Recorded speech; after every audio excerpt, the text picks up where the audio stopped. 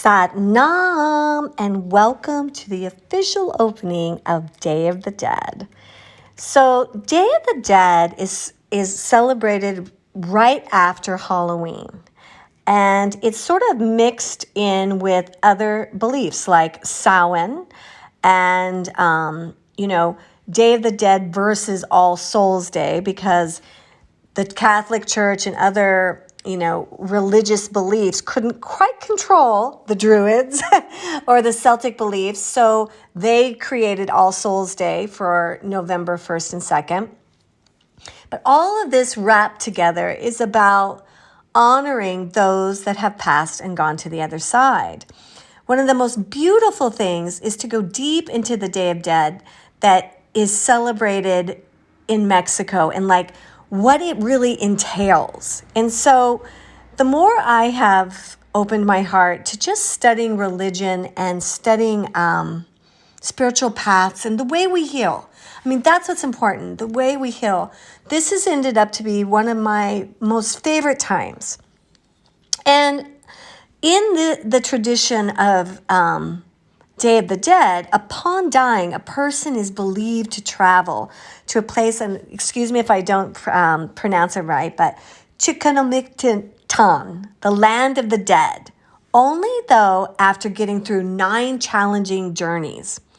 And so the idea is we leave them food and drink, and we open our hearts to their wisdom. And so what does that have to do with now?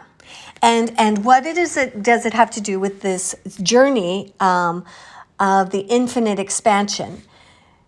I think that what it has to do with is opening up in Sunya to those who have lived before, to those who have gone through war that could warn us of just how drastic this is, to those who have gone to bed in a fight with their beloved only to find their beloved pass during the night, to those who have gone before us, who partaked in too many things that were not good for their bodies, who died way too early. They have wisdom and love. In this tradition, a soul finally reaches this place called Mictlan, the final resting place. In Nahua rituals, honoring the dead was traditionally done in August. But now we sort of put all of this together and we honor those who have passed. And sometimes it can be a little touchy if we have unresolved issues with those who have gone before us. And so I often will pick somebody specific that I focus on from October 31st to November 3rd when the veil is closed to focus on. Last year, I focused on my paternal father. I always feel him. I always feel him in my heart, especially when I do what I do, because my dad was a storyteller. He made people happy. And I didn't get to have that from him. But he gave it to me nonetheless. He really gave me so much of who I am. And so I'm sorry to get a little misty. Whew. So last year, I finally did really read. I did that DNA testing. And I talked to some of my relatives, and I started really letting my dad in. And that's what Sunya helps me. It helps me right size my pain. And sometimes it can be hatred. Sometimes it can be a lot of things that keep me from learning what God has put on my path to learn.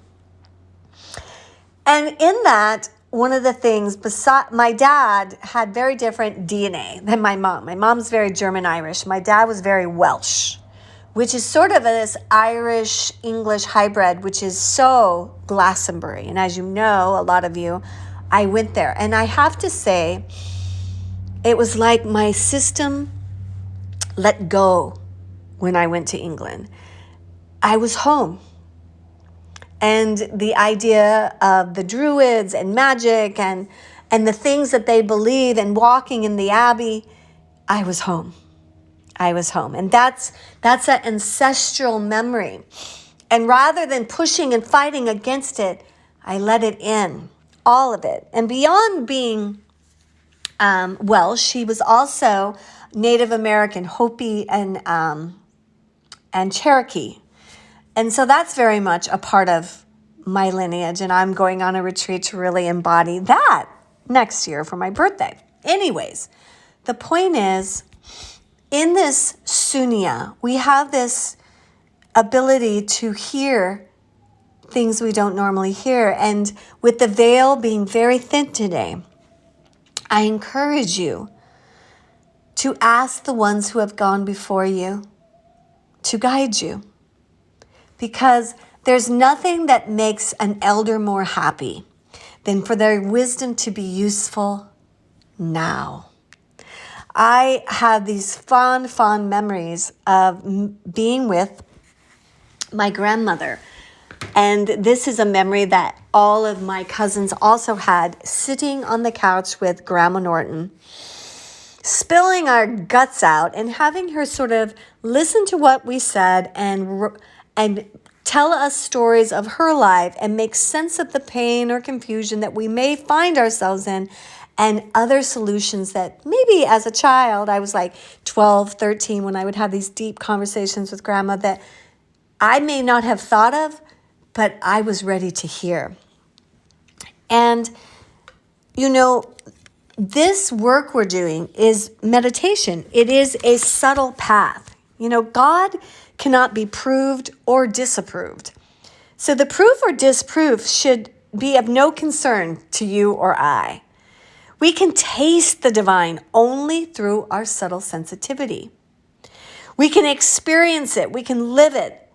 We decide ourselves if we think we can live by beliefs only.